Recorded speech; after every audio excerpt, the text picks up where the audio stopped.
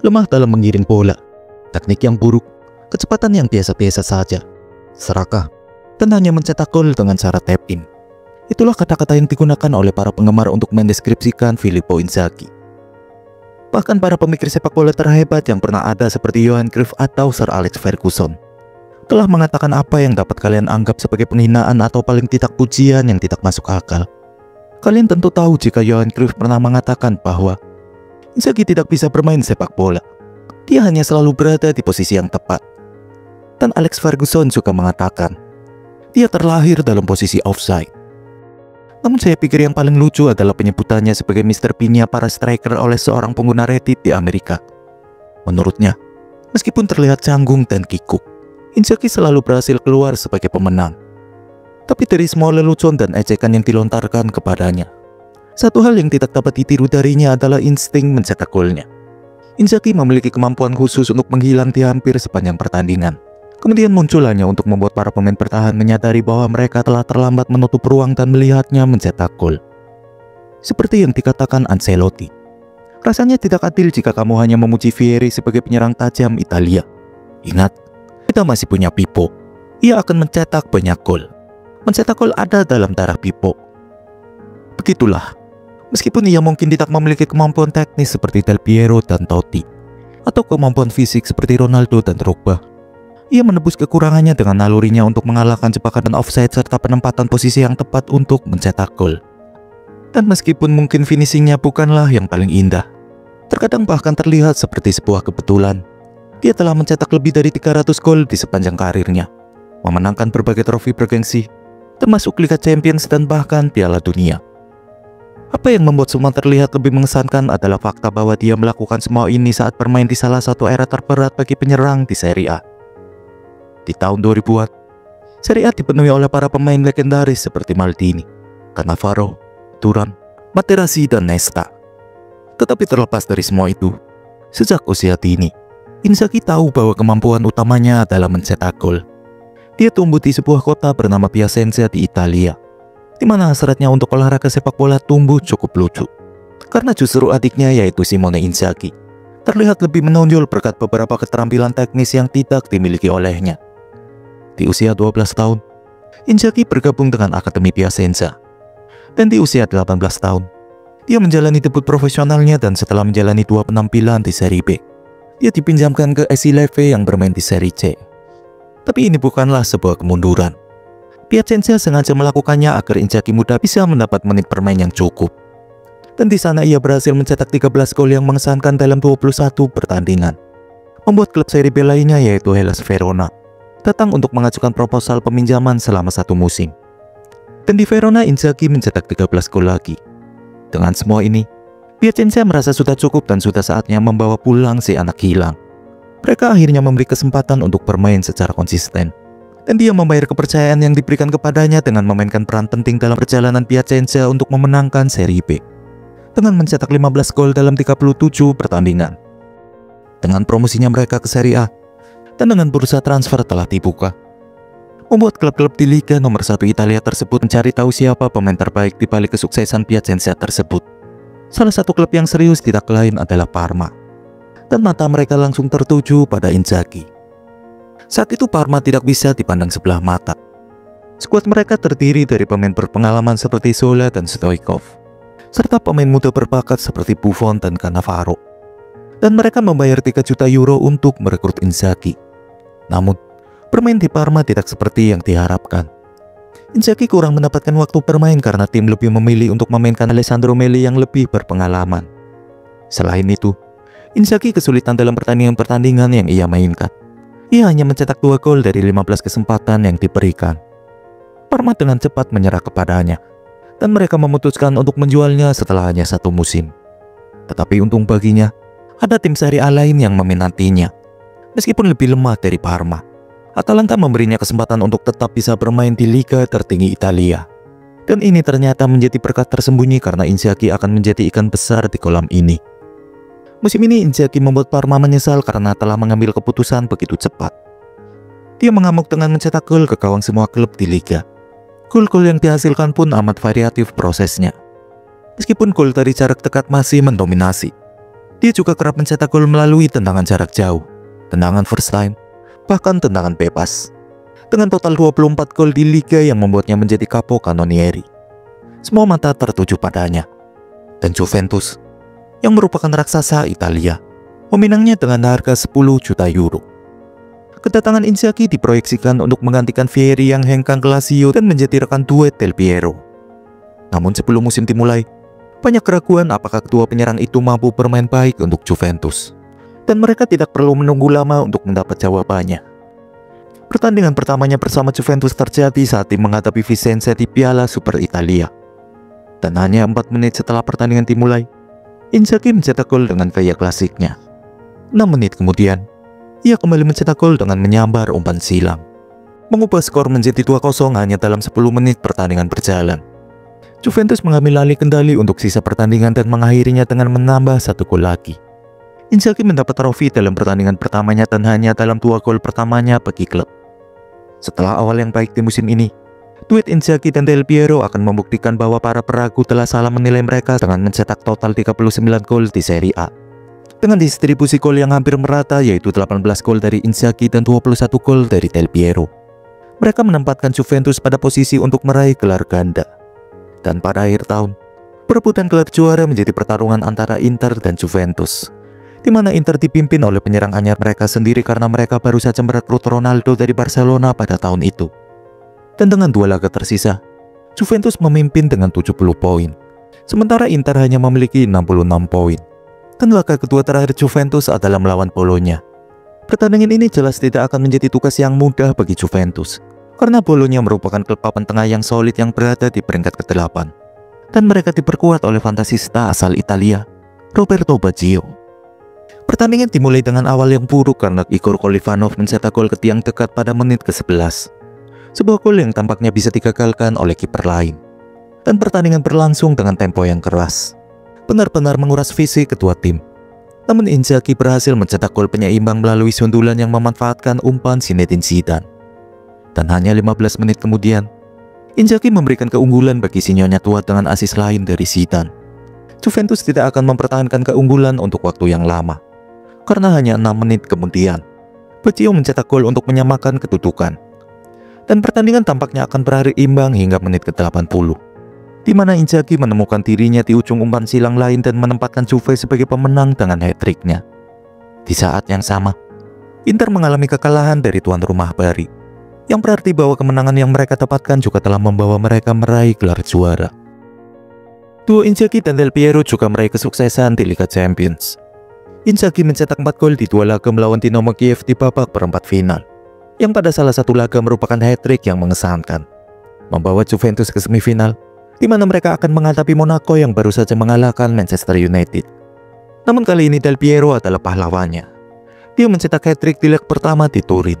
Kemudian 1 gol lagi di leg kedua, yang lebih dari cukup untuk membawa Juventus ke final melewati Monaco dengan agregat 6-4. Di final mereka menghadapi Real Madrid. Dan sayangnya bagi Juventus, 1 gol dari Mijatovic sudah cukup bagi Madrid untuk memenangkan trofi Eropa pertama mereka dalam 32 tahun terakhir. Musim berikutnya dimulai dengan berita buruk bagi Juventus, karena Del Piero menderita cedera ACL yang membuatnya absen selama sisa musim, yang berarti Inzaghi akan sepenuhnya diandalkan untuk mencetak gol. Dan dia melakukannya dengan cukup baik saat ia memimpin tim dengan kontribusi 20 gol dalam 40 pertandingan di semua kompetisi. Tetapi bahkan dengan gol-gol dari Inzaghi, tim harus berjuang karena mereka finish di urutan ke-7 di Liga pada tahun itu. Namun meskipun hasil Liga mereka sangat buruk, penampilan mereka di Liga Champions menjadi titik terang saat mereka mencapai semifinal untuk menghadapi Manchester United. Pertandingan pertama berakhir dengan skor imbang 1-1 saat Ryan Giggs mencetak gol di masa injury time. Dan meskipun itu terlihat mengecewakan bagi Juventus, sebuah gol tandang yang dicetak oleh Antonio Conte di Old Trafford merupakan sebuah model yang baik bagi mereka untuk menyambut leg kedua yang diselenggarakan di Turin. Dan Juventus dengan cepat melakukannya karena Inzaghi mencetak gol di menit ke-6 berkat umpan silang Zinedine Zidane. Dan dia belum selesai karena hanya 5 menit kemudian, dia mencetak gol lagi. Tampaknya hampir pasti Juventus akan menuju ke final Liga Champions 2 tahun berturut-turut. Namun kemudian sesuatu yang gila terjadi.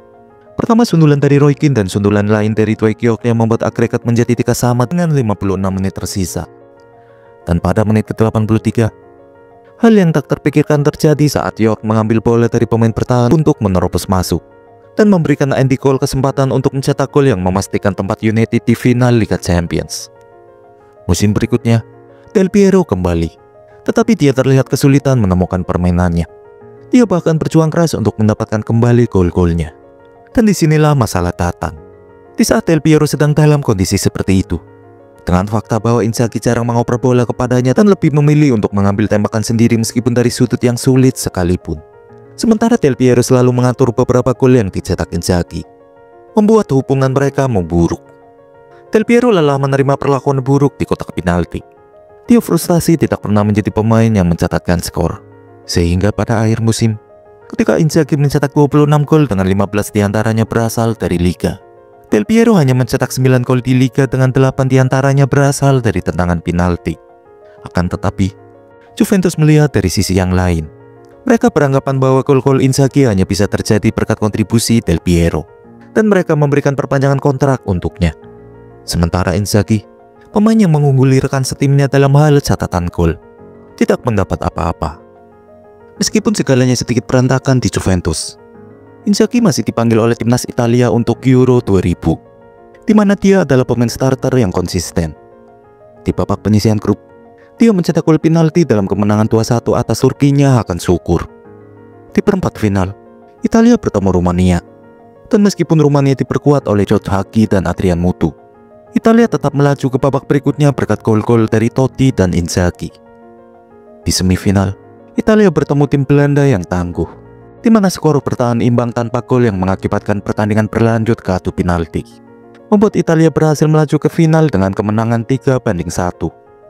Di final Italia akan melawan Prancis, di mana mereka memimpin lebih awal, tetapi gol di menit ke-98 dari Sylvain Wiltord memaksa permainan berakhir dengan golden goal yang dicetak oleh Trezeguet.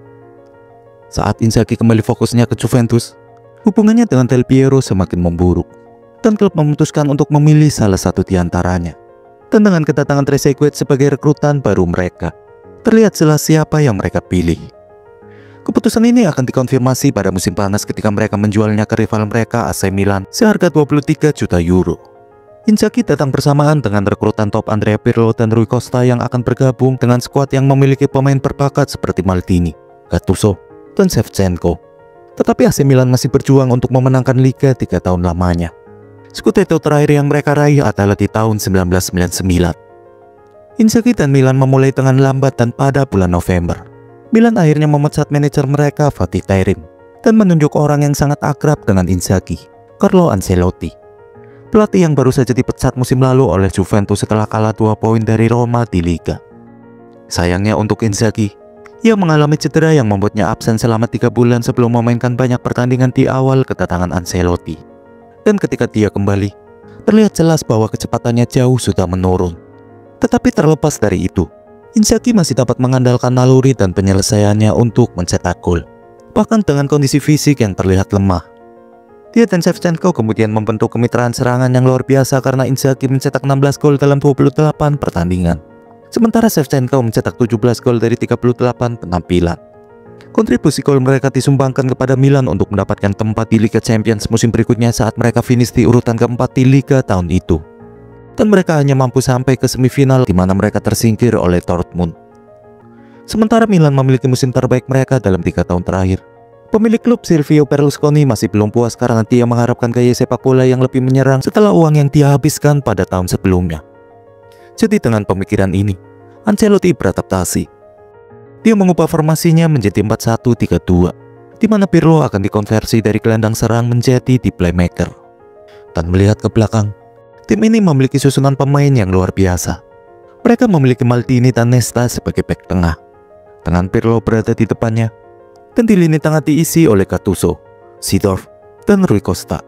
Sementara Inzaghi dan Shevchenko menjadi 2 penyerang di lini depan. Musim ini Inzaghi tampil luar biasa di Eropa dengan mencetak 9 gol hanya dalam pertandingan penyisihan grup. Milan finish di puncak grup di atas Real Madrid dan akan dipertemukan dengan Ajax di babak sistem gugur. Pertandingan pertama berakhir tanpa gol saat mereka menuju San Siro untuk menjalani laga leg kedua babak tersebut. Dan di laga ini, Inzaghi melanjutkan performa apiknya dengan membawa Milan unggul di menit ke-31 melalui sundulan. Namun gol ini tidak menjadi yang terakhir dalam pertandingan ini, karena Litmanen mencetak gol pada menit ke-62 untuk menyamakan kedudukan. Dan Milan tentu saja merespon dengan gol balasan, karena Inzaghi membuat kiper lawannya keluar dari areanya dan menyambar bola yang akhirnya berbelok ke arah Shevchenko, membuat Milan berbalik unggul menjadi 2-1. Namun sayangnya bagi Milan, mereka harus kembali kemasukan gol dengan hanya 13 menit tersisa di waktu normal, ketika Pienaar mencetak gol untuk membawa Ajax unggul dalam gol tandang. Dengan hanya waktu 30 menit tersisa dalam pertandingan, nampaknya semakin besar kemungkinan Milan akan tersingkir dari turnamen ini. Namun pada menit ke-90, keajaiban terjadi ketika Ambrosini menyundul bola ke arah Inzaghi, yang kemudian melambungkannya ke atas kiper lawan, kemudian disambar oleh Thomasson dan membawa Milan melaju ke babak semifinal. Di babak semifinal mereka akan menghadapi Inter, di mana leg pertama berakhir tanpa gol. Dan di leg kedua, Shevchenko mencetak gol sebelum turun minum, dan membawa Milan lolos ke final dengan keunggulan gol tandang, dengan pertandingan berakhir imbang 1-1. Di babak final, Ancelotti dan Inzaghi akan bertemu dengan wajah-wajah yang sudah tidak asing lagi. Mereka bertemu dengan mantan tim mereka, Juventus, yang telah menebak mereka dari klub. Mereka mendapatkan kesempatan untuk membalas dendam pada mantan klub mereka. Pertandingan ini juga mempertemukan duet penyerang produktif antara Trezeguet dan Del Piero, serta Inzaghi dan Shevchenko. Namun, setelah babak pertama yang kacau di mana kedua tim memiliki peluang untuk mencetak gol namun gagal melakukannya, permainan didominasi oleh pertahanan kedua tim dan mereka menolak untuk kebobolan sepanjang pertandingan, sehingga memaksa laga dilanjutkan melalui adu penalti. Pemain pertama yang mengeksekusi penalti adalah Trezeguet, pemain yang mencetak gol emas di final Euro, serta yang menggantikan Inzaghi di tahun yang sama di Juventus. Trezeguet menendang bola dengan rendah dan lemah sehingga bola berhasil diselamatkan. Dua penalti berikutnya berhasil dikonversi oleh kedua tim, yang membuat skor imbang 1-1. Namun Zidane gagal mengeksekusi penalti kedua yang memberikan peluang bagi Juventus untuk memimpin. Untungnya tidak berhasil memblok penalti Salayeta, tapi lagi-lagi Milan gagal memanfaatkan momen tersebut. Kali ini tendangan Kalatse yang berhasil digagalkan Buffon dengan kakinya. Namun, Milan kembali melakukan penyelamatan yang sama. Dan setelah semua peluang yang gagal itu, dua tendangan penalti berikutnya berhasil masuk yang juga berarti semuanya berada di pundak Shevchenko. Dan dia berhasil melakukannya. Shevchenko berhasil menyarangkan bola ke pojok gawang, dan Milan pun keluar sebagai juara. Di musim depan, segalanya tidak terlihat cerah bagi Inzaghi, karena masalah cedera kembali menghantuinya yang menyebabkan dia harus keluar masuk starting line up.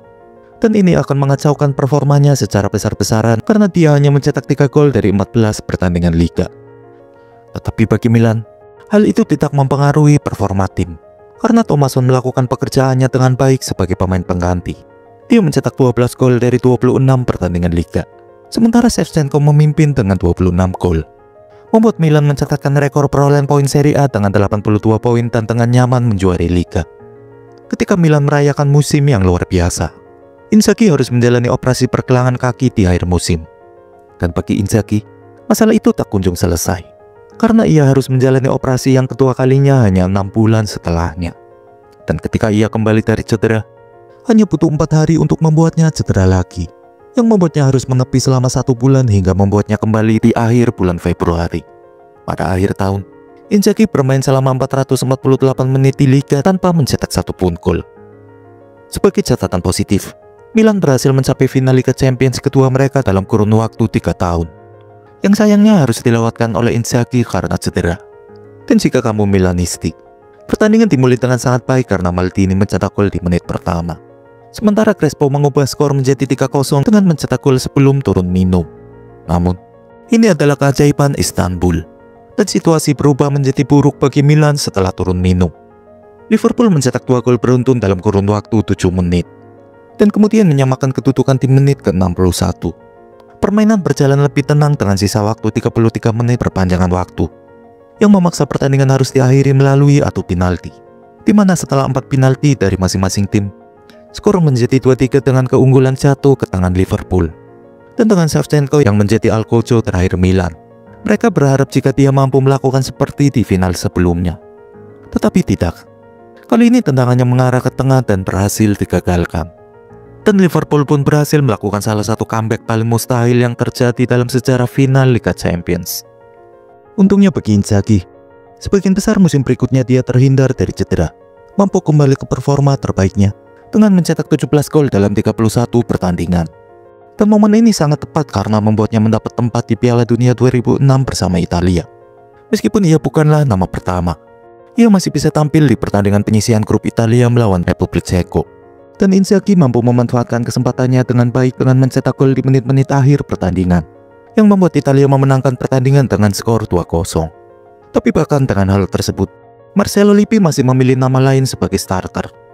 Italia mampu melaju jauh di turnamen ini dengan mencapai babak final dan melawan Prancis yang 6 tahun sebelumnya mereka hadapi di final Euro 2000. Namun kali ini Italia yang keluar sebagai pemenang. Mereka berhasil memenangkan laga melalui babak adu penalti untuk menjuarai Piala Dunia.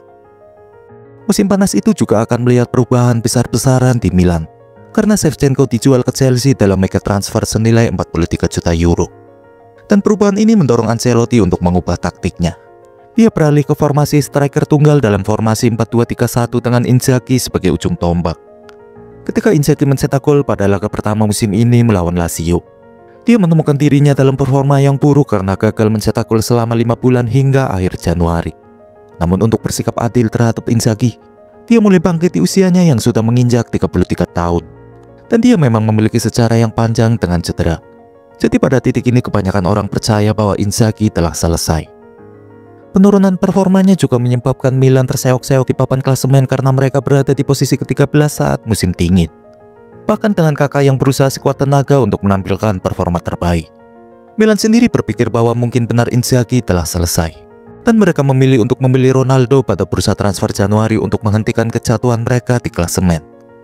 Meskipun Ronaldo masih merupakan pemain yang luar biasa, ada satu masalah, karena namanya telah terdaftar untuk Real Madrid di Liga Champions, yang berarti bahwa Milan tidak bisa memainkannya di Eropa. Meskipun dengan performa buruk Milan di Liga, semuanya tidak hilang bagi mereka karena di Eropa mereka dapat mengalahkan Celtic di babak 16 besar. Di perempat final Milan akan menghadapi Bayern, di mana mereka bermain imbang 2 sama pada leg pertama, dan kemudian Manchester United. Di leg pertama, Wayne Rooney berhasil mencetak 2 gol saat ia membawa United unggul di kedua. Di leg kedua, Milan berhasil mempertahankan clean sheet dengan mencetak 3 gol untuk mengalahkan United. Dengan gol terakhir dicetak oleh pemain pengganti Inzaghi, Gilardino. Seperti dalam sebuah alur cerita yang ditulis oleh para penulis film, lawan Milan pada akhirnya adalah Liverpool, yang pernah mengalahkan mereka 2 tahun sebelumnya dengan cara yang dramatis di final Liga Champions. Dan Ancelotti memiliki pertaruhan besar dalam pemilihan posisi penyerang, karena di atas kertas, Gilardino akan menjadi pilihan yang jelas karena dia lebih muda dan sedang dalam performa yang jauh lebih baik daripada Inzaghi. Tetapi Inzaghi memiliki keajaiban dalam dirinya, sesuatu yang tidak dimiliki oleh Gilardino. Atau dengan kata lain, Inzaghi memiliki pengalaman dan naluri untuk mencetak gol dalam pertandingan besar. Namun sang pemilik klub, Silvio Berlusconi, mengusulkan solusi untuk masalah ini. Ia menyarankan untuk memainkan Gilardino yang lebih muda dan lebih segar untuk memulai pertandingan dengan menekan sejak awal. Dan Inzaghi akan dimasukkan sebagai pengganti di menit-menit akhir pertandingan, sebagai amunisi tambahan ketika para pemain bertahan mulai kelelahan. Bahkan dalam sesi latihan terakhir sebelum final, Inzaghi terlihat tidak menyatu dengan tim, sehingga para eksekutif Milan mengatakan kepada Ancelotti, "Mengapa kita tidak memainkan Gilardino?" Dan Ancelotti menjawab, "Inzaghi adalah predator yang aneh. Mungkin besok akan menjadi malamnya." Dengan demikian, Ancelotti tetap pada pendiriannya dan memainkan Inzaghi sebagai starter. Sebuah pilihan berani yang dapat meletak di hadapannya jika Inzaghi gagal tampil seperti yang diharapkan. Pertandingan tetap berjalan tanpa gol hingga beberapa menit sebelum turun minum, di mana Milan mendapatkan tendangan bebas di area yang berbahaya karena Alonso melakukan tackle yang sembrono kepada Kakak. Pirlo mengeksekusi tendangan bebas tersebut, dan yang terlihat seperti tidak disengaja, bola membentur lengan Inzaghi dan masuk ke dalam gawang, membuat Milan memimpin. Dan meskipun gol pertamanya mungkin terlihat seperti sebuah keberuntungan, dia mencetak gol lain yang membuktikan bahwa itu bukan hanya keberuntungan, karena dia mampu mengatur waktu yang tepat untuk berlari ke depan gawang, menaklukkan Pepe Reina dengan penyelesaian yang efektif.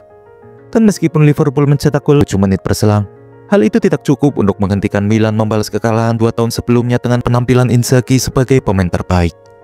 Penampilan ini membuktikan kepada semua orang bahwa Inzaghi masih mampu melakukannya. Di usianya yang sudah matang, dalam 2 musim berikutnya, dia masih mampu mencetak 18 dan 16 gol. Setelah 2 musim itu, manajer baru Leonardo masuk menggantikan Ancelotti. Dan Leonardo mendelegasikan Inzaghi yang kini berusia 36 tahun ke bangku cadangan. Sekarang dia lebih banyak digunakan sebagai pemain pengganti di pertandingan-pertandingan besar seperti Liga Champions. Dan di musim keduanya bersama Leonardo, dia dimainkan untuk menjadi penyelamat saat melawan Real Madridnya Mourinho di Liga Champions. Inzaghi masih di menit ke-60 menggantikan Ronaldinho ketika Milan tertinggal 1 gol, di mana Madrid mendominasi segalanya di pertandingan tersebut. Dan hanya 8 menit kemudian, memanfaatkan kesalahan Casillas, dia berhasil mencetak gol melalui sundulan. Di menit ke-78, ketika dia berhadapan langsung dengan Casillas, Inzaghi dengan cerdik melepas bola datar yang membuat Casillas mati langkah karena mengira bola akan dilambungkan. Sayangnya Madrid berhasil mencetak gol di menit ke-94, membuat pertandingan hanya berakhir imbang 2-2. Hanya 1 minggu setelah penampilan gemilangnya itu, Inzaghi mengalami cedera pada ACL-nya. Dan saat itu sepertinya sudah tidak bisa dihindari bahwa itu akan menjadi akhir dari karirnya. Namun Inzaghi menolak untuk pensiun dan kembali sebelum musim berakhir. Tepat ketika banyak orang yang percaya bahwa ia sudah pasti tamat pada musim itu. Inzaghi kembali pada musim berikutnya dan ia akhirnya memainkan pertandingan terakhir dalam karirnya di akhir musim, saat Milan menghadapi Novara. Dalam laga tersebut, dia menampilkan performa klasik terakhirnya, saat ia mencetak gol kemenangan dengan menceploskan bola melewati kiper lawan. Dengan demikian, Inzaghi pensiun sebagai seorang pemenang. Dia telah memenangkan semua hal yang bisa diraihnya, dengan berbagai titel, Serie A, Liga Champions, dan Piala Dunia yang menggiurkan. Meskipun Inzaghi mungkin tidak pernah membuat orang terpukau dengan kemampuannya atau penyelesaian akhir yang luar biasa, dia memiliki mentalitas dan insting yang sangat sedikit dimiliki oleh pemain lain yang memungkinkannya mencetak gol krusial di laga-laga besar. Dan yang juga patut diacungi jempol adalah bagaimana permainannya terus meningkat seiring dengan bertambahnya usia. Bagaimana dia bisa bermain hingga usia 38 tahun. Jauh setelah kecepatan dan fisiknya memudar karena cedera, banyak orang yang menyebut Inzaghi hanyalah beruntung.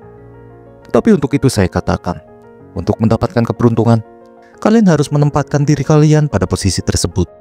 Dan Inzaghi melakukan hal itu sepanjang karirnya. Jadi masih pantaskah itu disebut dengan keberuntungan? Silakan berkomentar.